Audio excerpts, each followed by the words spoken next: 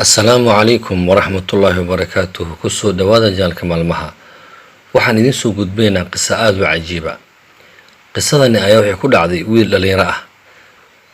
wiilkani ayaa wuxuu ka shaqayn jiray shirkad kalluunka qalajiso.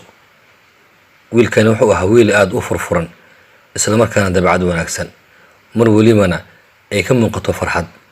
dadka aad ay u jeclaayeen, wuxuuna ahaa nin tacaamul wanaagsan. ninkani maalin waliba shaqadiisa ayuu soo aadaa isagoo ay farxad ka muuqato.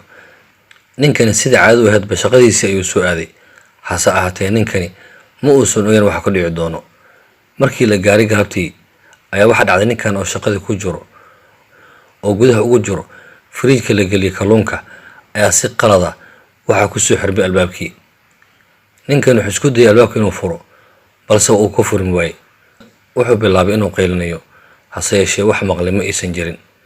ninkii muddo saacad ah ayuu ku dhex jiray meeshii.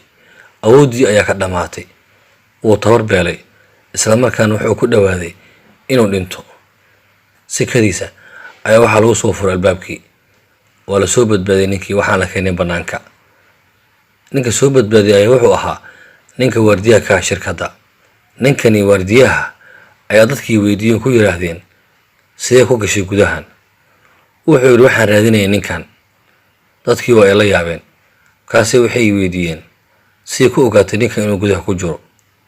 ninkii waardiyaha ayaa wuxuu yidhi, anigu kambanigan waxaan ka shaqaynayay in ka badan 30 sano. sida caadada ii ahaydna mana arag weligii ruux islaamaya oo ka mid shaqaalaha ama ila sheekeysanayo ilaa wiilkan mahne. maalin waliba markuu yimaado oo soo mari jiray isagoo ka muuqato dhoola cadeen iyo farxad, oo ila sheekeysan jiray, isla markaana wuxuu weydiin jiray xaaladeyda.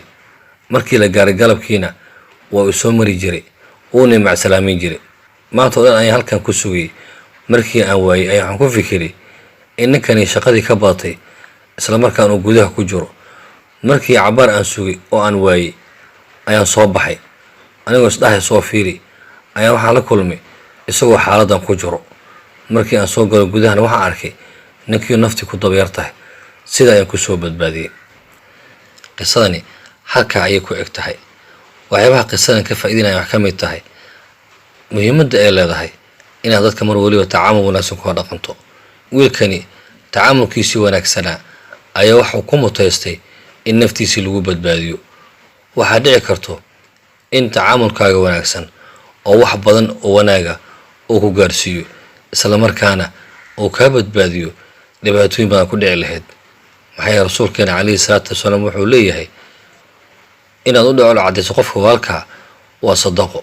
sidaa darteed waxaa habboon mar waliba in aynu dadka kula dhaqano tacaamul wanaagsan. maxaa yeelay tacaamulka wanaagsan mar waliba wuxuu noo horseedaa inaan ku guulaysano nolosheena dambo. oo aad ku mahadsan tahay daawashada muuqaalkan. haddii aad ku cusub tahay jaalka maalmaha, fadlan sabskaraab dheh gabaylkan reex si ay kuu soo gaaraan waxyaabaha cusub aan soo dhigi doono. mahadsanid.